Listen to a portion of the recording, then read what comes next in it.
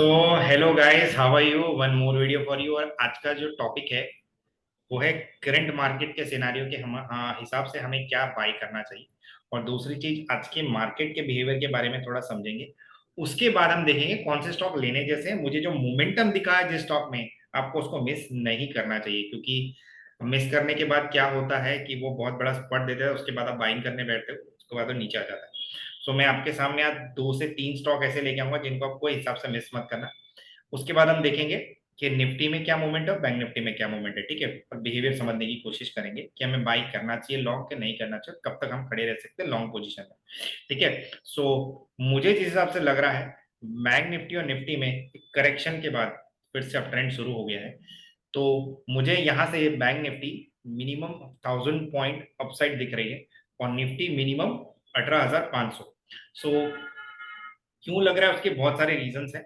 और रीजंस, एक gut feeling भी होती है, दूसरे फंडामेंटल्स भी होते हैं, ठीक है। तो फंडामेंटल्स में सबसे इंपॉर्टेंट पॉइंट क्या है? निफ्टी आईटी जो नीचे लेके जा रही थी, अब उसने सपोर्ट चालू कर दिया। दूसरा, रिलायंस ने मोमेंटम पकड़ लिया है।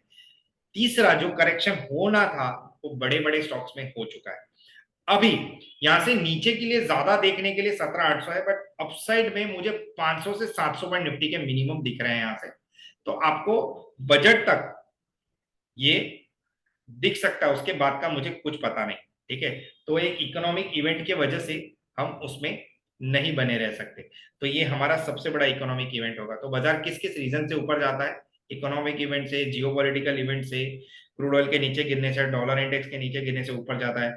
जीडीपी के आंकड़े, जीडीपी के आंकड़े अगर अच्छे आए तो मार्केट ऊपर जाता है। आरबीआई के इंटरेस्ट रेट कम होने से मार्केट ऊपर जाता है। बट सब सेंटीमेंट्स को साइड करते हुए भी मार्केट को कोई फर्क नहीं पड़ रहा है, कोई बड़ा करेक्शन नहीं आ रहा है। इसका मतलब मार्केट ब्रेथ बहुत ज्यादा पॉजिटिव है बॉस, ये समझना बहुत जरूरी है। तो बाजार में क्या होता है वो समझो, बहुत इंपॉर्टेंट पॉइंट है। Upside, downside, sideways and zigzag. अभी जो है बुल रन चल रहा है। तो बुल रन में क्या होता है? बाइंग होता है, रिट्रेसमेंट होता है, थोड़ा सा प्रॉफिट बुकिंग होता है, फिर से बाइंग होता है। फिर से मैं बोल रहा हूँ, बाइंग होता है, रिट्रेसमेंट होता है, थोड़ा सा प्रॉफिट बुकिंग होता है, फिर से बाइंग होता है। तो ये जो जोन है वो फिर से प्रॉफिट बुकिंग के बाद बाइंग वाला आ गया है, ठीक है। तो यहाँ पे अभी हम देखते हैं निफ्टी में आपको बाइंग करना चाहिए कि नहीं करना चाहिए, क्यों करना चाहिए वो भी बता रहा हूं। और दूसरा कि स्टॉक्स कौन से स्पेसिफिकली लेने चाहिए। आईटी को तो भूल से मिस नहीं करना है, ठीक है। सो जो स्टॉक मुझे लेने जैसे दिख रहा है वो तो मैं बताऊंगा ही बताऊंगा, और आज की आपकी एक मिस्टेक भी बताऊंगा जो जो दो चार लोगों के जो मैसेज आए उस हिसाब से, ठीक है। तो आपको समझ में आएगा कि रिस्क रिवॉर्ड क्यों जरूरी है, और दूसरा हम क्यों ज्यादा क्वांटिटी कॉन्फिडेंस से बाई नहीं करना चाहिए, ओवर कॉन्फिडेंस से बाई नहीं करना चाहिए। क्यों, क्या होता है, निफ्टी ने कम से कम 100 पॉइंट का करेक्शन दिया पीक से। तो अगर आपके पास मान लो छोटा कैपिटल है तो आपको 5,000 तो वैसे उड़ गए बॉस, ठीक है। इसीलिए मैं कहता हूं कभी भी एकदम से ज्यादा क्वांटिटी ना लिया करो, कितना भी कॉन्फिडेंस हो। क्या करना है, रिट्रेसमेंट पे बाय करो, कभी भी रिट्रेसमेंट पे ही बाय करना है। चढ़ते घोड़े पे आप चढ़ गए तो गिरोगे जल्दी। तो चढ़ते घोड़े पे चढ़ के उतरना भी सीखो अगर लेना है तो। चढ़ते घोड़े पे कभी नहीं चढ़ना है, मतलब क्या है आप समझ रहे हो। चालू घोड़े पे अगर चढ़ोगे, एक बार तो मौका मिल जाएगा, दो बार भी मिल जाएगा, तीसरे बार बहुत बड़े बुरी तरीके से गिरोगे। इसलिए रिट्रेसमेंट के टाइम पे आप बाय करो। Buying, retracement, again buying, buying, retracement, again buying. Okay. So चलो स्क्रीन पे चलते हैं, समझने की कोशिश करते हैं निफ्टी का बिहेवियर। ये मेरा स्क्रीन है, आई होप आपको मेरा स्क्रीन दिख रहा होगा। मैं सारी ड्राइंग वाइंग सब हटा देता हूँ। तो निफ्टी का कुछ इस तरीके से 15 मिनट के टाइम फ्रेम में बिहेवियर है। तो आप अगर देखना हो तो,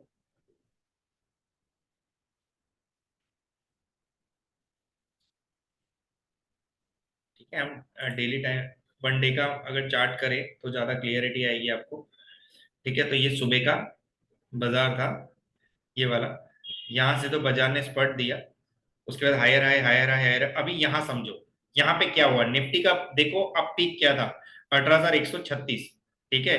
तो यहां से बाजार ने कितना करेक्शन दिया आप देखो,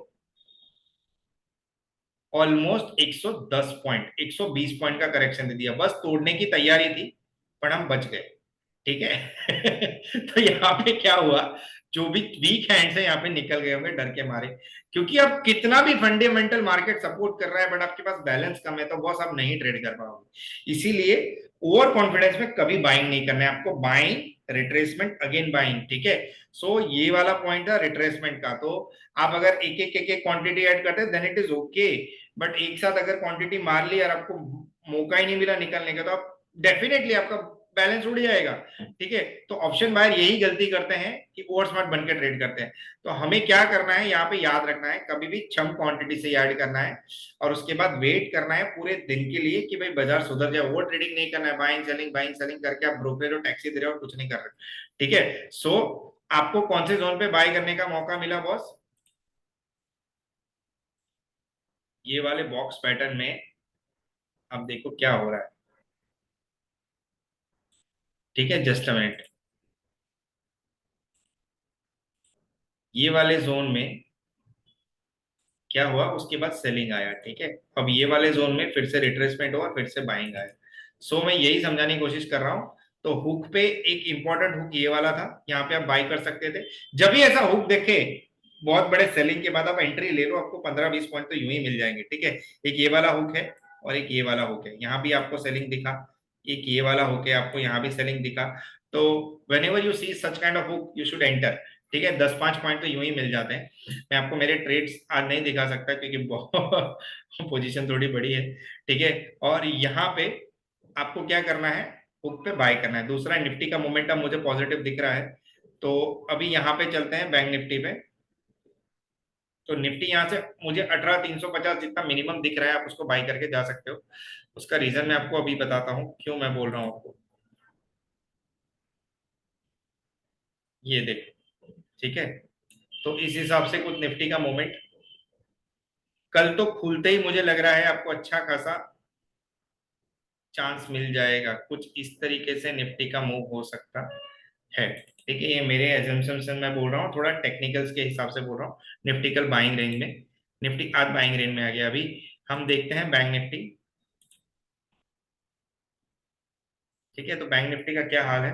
बैंक निफ्टी में मेरे को ज्यादा मोमेंटम दिख रहा है, यहाँ से मिनिमम 1000 पॉइंट बैंक निफ्टी ऊपर जा सकता है अगर इस तरीके से आंकड़े रहे, क्योंकि एक्सिस का जो भी मोमेंटम था वो फिर से इंटैक्ट है। आईसीआईसी बैंक में करेक्शन के बाद फिर से बाइंग हो गया। एचडीएफसी बैंक आपको करेक्शन के बाद फिर से बाइंग दिख सकता है। तो जो स्टॉक बैंकिंग में लेने जैसे एक बंधन है, आईसीसी है, एक्सिस है, कोटक को अभी भी हाथ मत लगाओ, वैसे ही पड़ा रहने वाला है वो, ठीक है। कोटक और एचडीएफसी बैंक को छोड़ देना, उसके अलावा बंधन, एक्सिस और आईसीआईसी तीनों को रडार में रखना। आप डेफिनेटली इसको बाय करके जा सकते हो। पीएनबी को भी एक चांस ले सकते हो, बट बंधन मुझे ज्यादा प्रॉमिसिंग लग रहा है, ठीक है। और आईसीसी बैंक में एक थोड़ा सा रिस्क ले सकते हो। तो आईसीसी बैंक, बंधन बैंक, एक्सिस बैंक, तीन बैंक बाई करने जैसे, और पीएनबी का एक चांस ले सकते हो। और अभी और एक चीज मेरे को आज जो सबसे अच्छा लगा है वो निफ्टी आईटी लग रहा है। तो आप निफ्टी आईटी का मोमेंट देखो, निफ्टी आईटी ने यहां से कितना अच्छा मूव दिया है, ठीक है, नीचे से। तो आज ज्यादा डाउन जाके बंद नहीं हुआ है, बट मेरे लिए एक ही पॉइंट था कि 60 के नीचे नहीं जाना चाहिए, दैट इज फाइन। तो आप निफ्टी आईटी के अंदर इंफोसिस को डेफिनेटली ट्राई करो, और एचसीएल टेक को, और विप्रो को। विप्रो विप्रो का चार्ट थोड़ा प्रॉमिसिंग लग रहा है, देखो ये हायर हाई, ठीक है। तो विप्रो लेके जा सकते हो आप, बाजार तो अभी बंद हो गया है। तो विप्रो कल खुलते ही बाय कर सकते हो, थोड़ा वेट करना फिर से बाइंग आएगा। तो 400 के टारगेट के लिए मिनिमम विप्रो ले जा सकते हो। इंफोसिस 1525 और 1550 ये एक टारगेट हो सकता है। एचसीएल टेक का मोमेंटम जैसे ही आपको रिट्रेसमेंट वाला दिखता है एंट्री ले लेना। मुझे लग रहा है एचसीएल टेक 1125 1130 आ सकता है। तो अभी फिलहाल के लिए निफ्टी आईटी के लिए बहुत अच्छा मोमेंटम है, टीसीएस के भी अच्छे रिजल्ट आए। तो आप इस हिसाब से ये इतने स्टॉक बाय कर सकते हो। तो मोटा मोटी मैंने आपको सब कुछ बता दिया, आपको क्या क्या बाय करना है। Infosys, HCL tech, Wipro and Bandhan bank, Axis bank and ICICI bank. So इतने स्टॉक्स थे आपके लिए। और जो लॉन्ग बिल्डअप सबसे ज्यादा दिखा है मुझे महिंद्रा एंड महिंद्रा में दिखा है। So same reflection auto sector में भी हो सकता है। अभी ऑटो सेक्टर देख लेते हैं हम, निफ्टी ऑटो। तो निफ्टी ऑटो में आप देख सकते हो क्या है हाल। तो निफ्टी ऑटो में, तो निफ्टी ऑटो में एक महिंद्रा एंड महिंद्रा है जिसमें बहुत अच्छा स्पॉट दिखा है। तो आप महिंद्रा एंड महिंद्रा को बाय करके जा सकते हो। ये देखो, इसमें सबसे ज्यादा ओपन इंटरेस्ट और वॉल्यूम है। तो आप इसको बाय करके जाओ 2 से 3 दिन के लिए, ठीक है।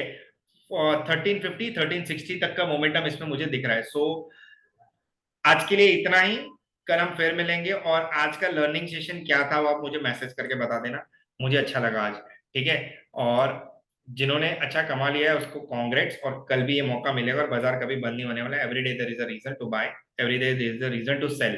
ठीक है। सो जिसने अभी तक चैनल लाइक शेयर और सब्सक्राइब नहीं किया है वो लाइक शेयर और सब्सक्राइब कर देना, ताकि ऐसे मोमेंटम वाली चीजें मिस ना हो आपसे। ठीक है। ये स्टॉक्स जो बोले हैं ध्यान रखना, मैं कमेंट में भी डाल देता हूँ, है ना। चलो, thank you very much, bye.